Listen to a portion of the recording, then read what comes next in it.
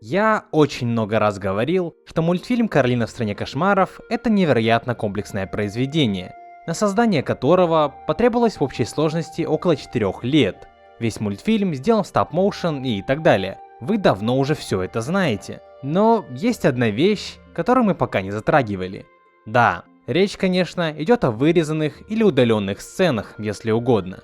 Ни для кого не секрет, что авторы какого-либо произведения всегда оставляют что-то вне оригинальной премьеры. Многие кадры, на которые тратились месяца, остаются неувиденными. Я уже упоминал о том, что в «Каролине» тоже есть немало вырезанных сцен, которые даже меняют суть картины. Честно признаюсь, хоть я и говорил о них часто, но я в них особо не всматривался до недавнего времени.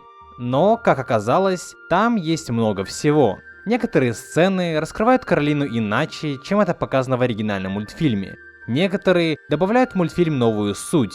А еще есть такой кусок, который полностью объясняет таинственный соус на рубашке папы Каролины.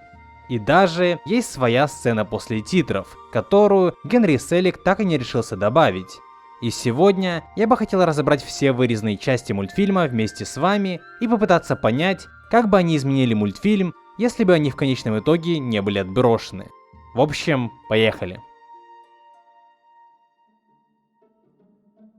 Большинство сцен, по словам главного режиссера, были оставлены вне борта в силу того, что они всячески замедляли темп повествования картины. Скорее всего, многие из них просто не давали зрителю прям уж необходимую информацию для просмотра. Вероятно, некоторые из них даже запутали бы зрителей. Мы пойдем в том порядке, в котором создатели нам представляют все эти вырезанные сцены. Возможно, они не совсем хронологически упорядочены. Итак, первый вырезанный кусок проходит почти в самом начале мультфильма, когда Каролина ужинает с ее родителями. Charlie, I told you to get a laptop. They giving them away now? Основное его отличие от оригинального мультфильма заключается в том, что в вырезанной сцене отец с матерью общаются по поводу всех удаленных данных на компьютере отца. В оригинале же об этом не было сказано ни слова. My computer's fine, just a dang power outage from the storm. I can't believe you didn't back up your files. Actually, I can. В этот момент Каролина начинает строить невинное лицо, якобы она не знает, в чем дело. В обычной версии в данной сцене присутствует явный оттенок мрачности в настроении Каролины. Она абсолютно подавлена и воспринимает все в штыки. Но здесь ситуация кажется куда более комедийной. И это, я думаю, явно бы испортило восприятие картины во время просмотра. Следующая сцена очень странная. На первый взгляд, кажется, будто она имеет место быть прямо после встречи Вайби и Каролины. Ну, вы помните, это эпизод с общением с матерью на кухне. Но по всей видимости, эта вырезанная сцена должна была проходить где-то в середине картины, поскольку здесь Каролина и ее мать уже знают, кто такой Вайби. Coraline, you're dripping all over the floor. What do you think, Mom? You could put them in the new catalog. Right. I really miss Michigan. You've already made a friend. Wybie, he's too psycho to be friends with. And, heard it's uniforms only. Uniforms? Are you kidding me? Here, draw a picture or something.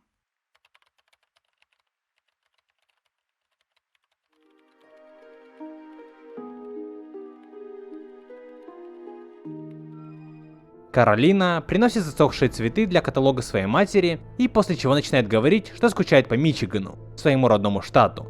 Но самое интересное здесь то, что Каролина, после того как в агонии падает на стол, начинает рисовать спиралью, что будто резонируется с другим миром.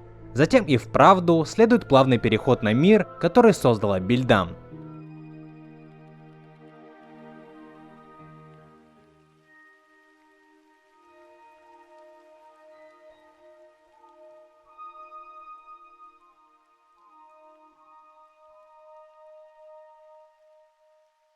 И это очень странно. Я не совсем понимаю, куда именно они хотели добавить эту сцену. Ведь в оригинальном мультфильме, во время беседы на кухне, Каролина еще не была в другом мире. Стало быть, это должно было быть в середине картины.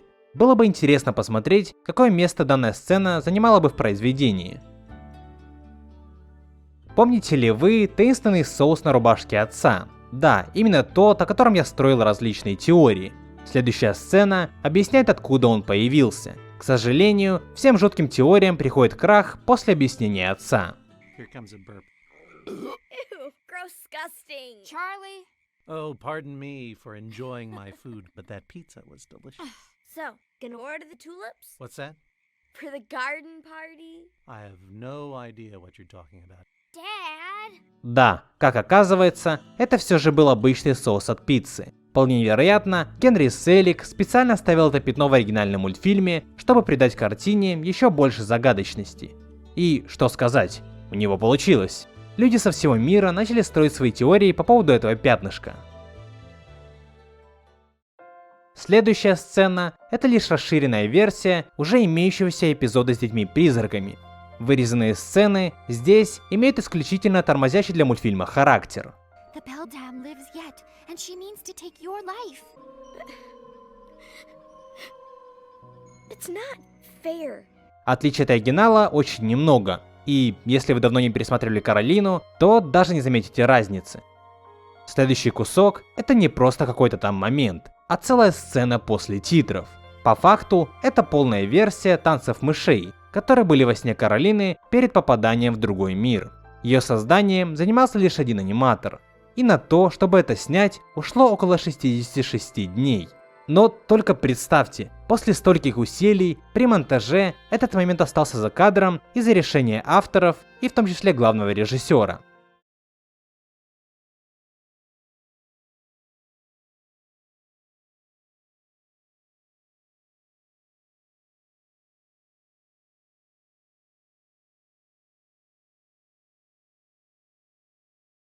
И даже после решения не добавлять эту сцену в середину картины, Генри Селик преобразовал ее в сцену после всех титров.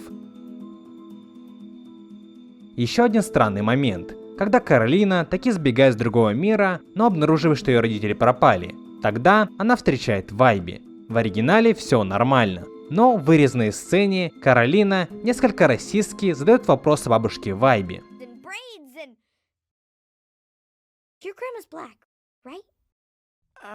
Yeah. I just met her sister. В Америке, насколько я знаю, эта тема имеет огромный резонанс, учитывая также последние события. Так что хорошо, что это в итоге вырезали, хотя мне лично все равно. Ну и следующие мелкие сцены были просто вырезаны из мультфильма в силу того, что они замедляли и преувеличивали некоторые аспекты картины, что дало бы не такое восприятие произведения, какое мы имеем на данный момент.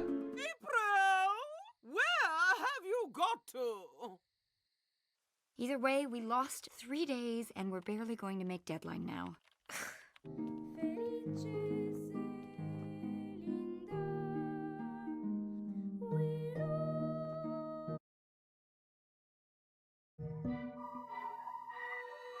So you do remember. We knocked their socks right out of the ballpark. Многие из увиденных вами моментов на самом деле придают мультфильму иной окрас. Как я и говорил в начале, если бы данные моменты не были вырезаны, то Каролина в стране кошмаров была бы более лайтовой и комедийной. Та же сцена на кухне в оригинале куда более жуткая, чем в режиссерской версии мультфильма. Каролина в обычной версии практически всегда смотрит на происходящее через очень серую призму. Весь вид на мир, то, как она действует и говорит, все это создает необходимую атмосферу мультфильма, безнадежную атмосферу, которая играет немаловажную роль. В то же время удаленные куски явно приукрашают происходящее на экране. Каролина выглядит более веселой и кажется просто, что она прикалывается, нежели действительно находится в таком подавленном состоянии. Похожие куски на сцену с кетчупом тоже бы убирали из мультфильма ту загадочность, за которую эта картина настолько популярна. Поэтому я считаю, что каждая сцена, вырезанная из мультфильма, вполне заслужена. Я уже делал очень много видео по Каролине. Сценарий данного ролика был задуман мной еще давно, и учитывая теперешнюю ситуацию на канале, я решил реализовать задуманное видео, чтобы, возможно, разбавить контент на канале. Я понимаю, что оно далеко не похоже на то, что я выпускал за последние 4-5 месяцев, но тем не менее. Ставьте лайки, чтобы помочь видео продвинуться, ведь это действительно очень важно. Также пишите комментарии и, как говорится, stay tuned. Большое спасибо за просмотр данного ролика. И еще увидимся.